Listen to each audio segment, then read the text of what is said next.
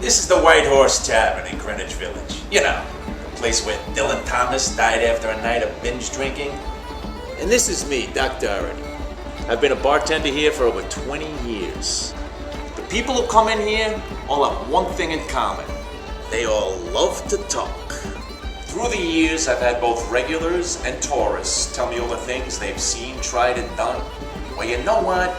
Now it's my turn. Time to come out from behind the bar, travel the world, and investigate the stories that all start with a man walks into a bar.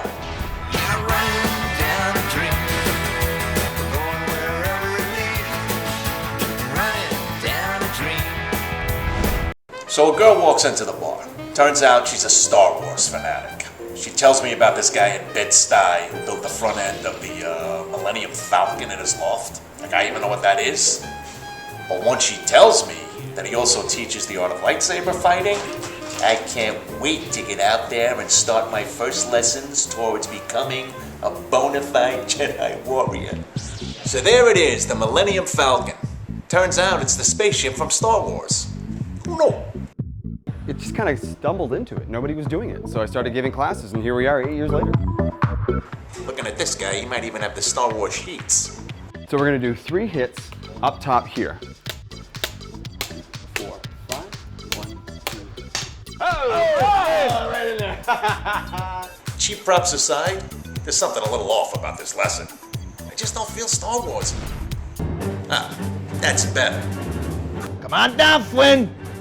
What's taking you so long? It took me a half a second. What, you got a whole costume and I got this little shirt? Really? You're kidding, right? Come on.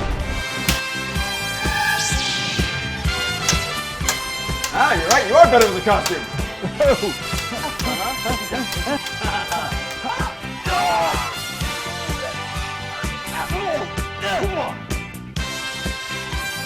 Nothing more do you need to learn. Let's go shoot some guns. A man walks into the bar and he tells me a story about a tattoo artist in Brooklyn who stuffs mice and then poses them in scenes. I just had to go out there, check this out, make a little scene of my own.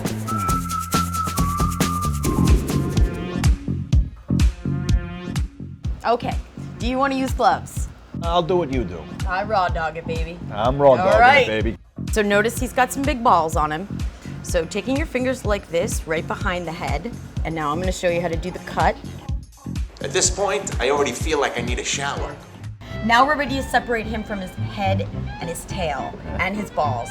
I'm gonna do one eye and you're gonna do the other. Yay, there's the tongue. Ugh. We're skinning the balls.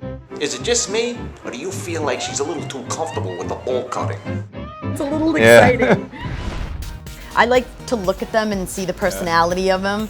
Tell me a couple of the scenes. I had a guy recently do an awesome thing where he said his grandfather was just a mean drunk, and he just did a taxidermy of a drunk mouse. My father was a drunk too, but since that was already taken, I got a better idea. I'm a bartender. I like to think I'm a dandy too. Maybe a bartender scene. We can combine and have him be a dandy bartender. So now our final thing is gonna be just to glue our mouse right in. You know what actually looks like the White Horse? Can you believe she stayed up all night and built a little white horse? Exactly. Except the register, we used to have one of these old registers. I Now everything's looked it up. computer. I hate that looked it crap. up. I did. That register was great. I'm gonna put him back here, and that's it. And there he is. Hey. Yay!